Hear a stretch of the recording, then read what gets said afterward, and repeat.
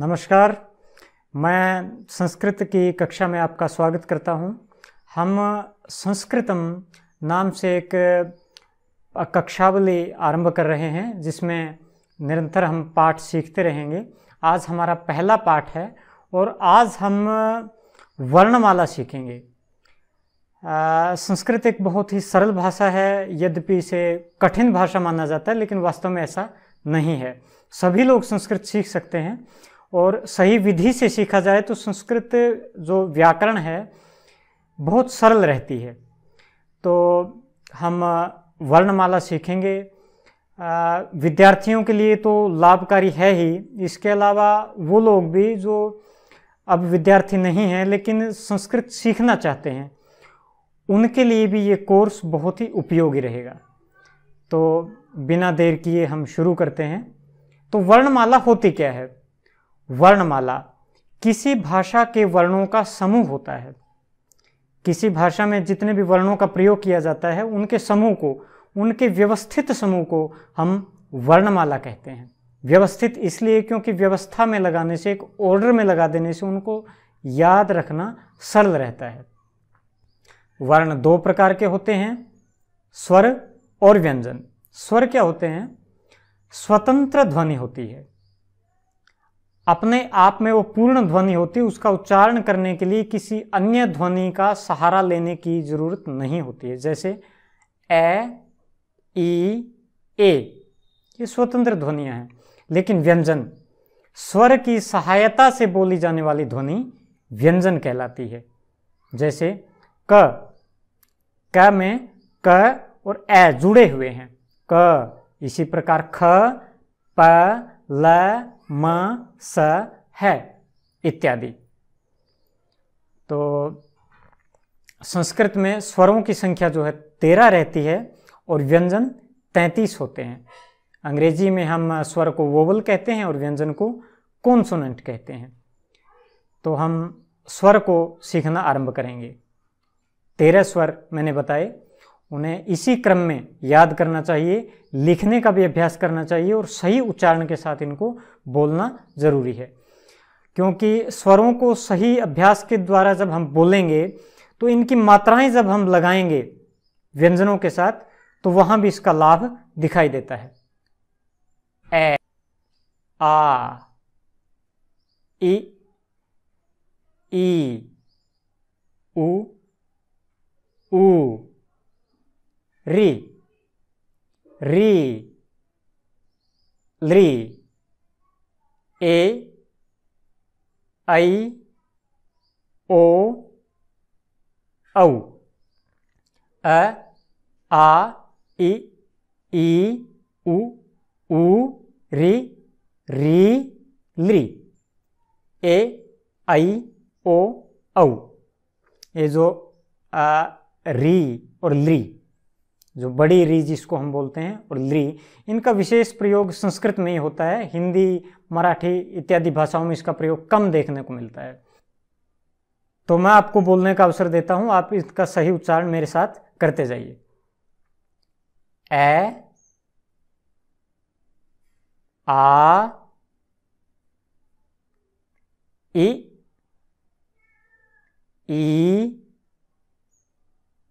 उ, री, ली, ए, आई, ओ, औ। बहुत बढ़िया।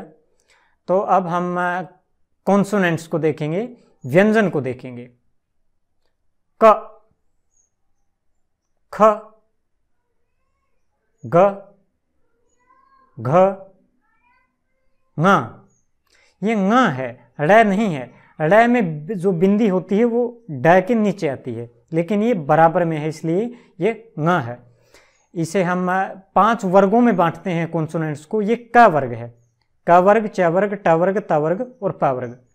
ये अभी आपको याद रखने की जरूरत नहीं है।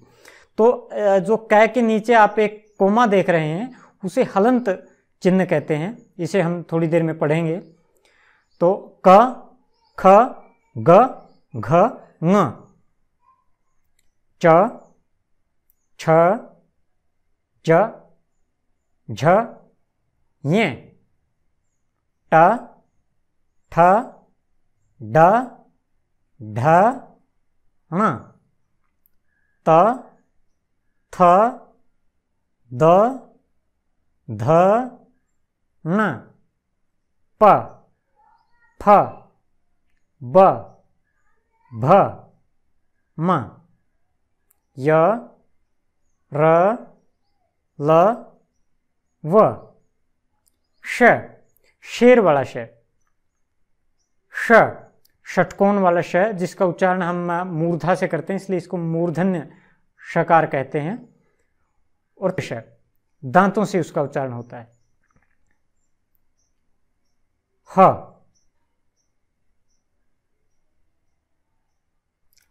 तो क ख ग घ ङ, च छ ज झ य, ट ठ ड ढ ण, त थ द ध न, प फ ब भ म, य र ल व, श श श ह।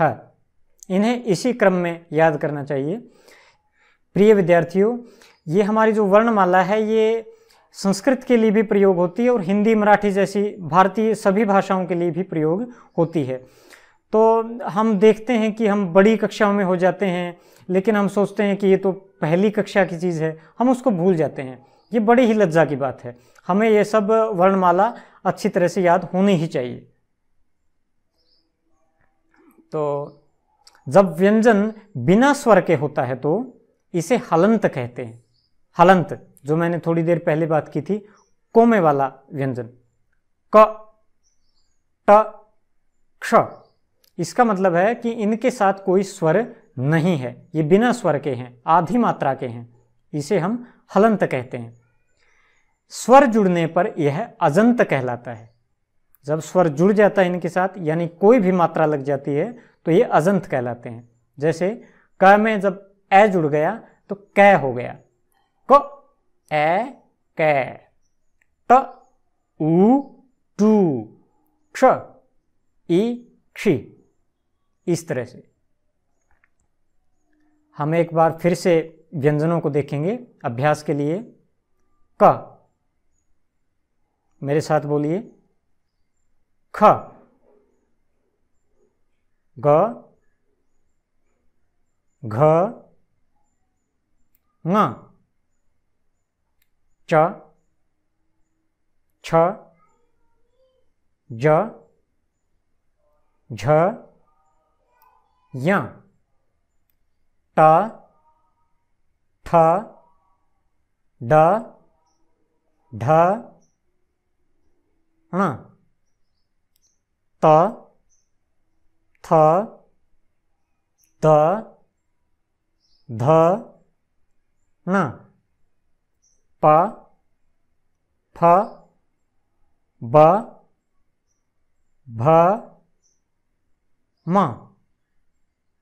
य, र, ल, व, श, श, स, ह। इन्हें अच्छी तरह से याद कर लीजिए और इनके उच्चारण को भी बहुत अच्छे से आप कंठस्थ कर लीजिए, इन पर अच्छे से अधिकार कर लीजिए, तभी संस्कृत में हम आगे बढ़ सकते हैं। तो प्रिय विद्यार्थियों, ये हमने वर्णमाला सीखी। आगे की वीडियो में हम व्यंजनों के साथ स्वरों की जो मात्राएं होती हैं वो मात्राएं लगाना सीखेंगे।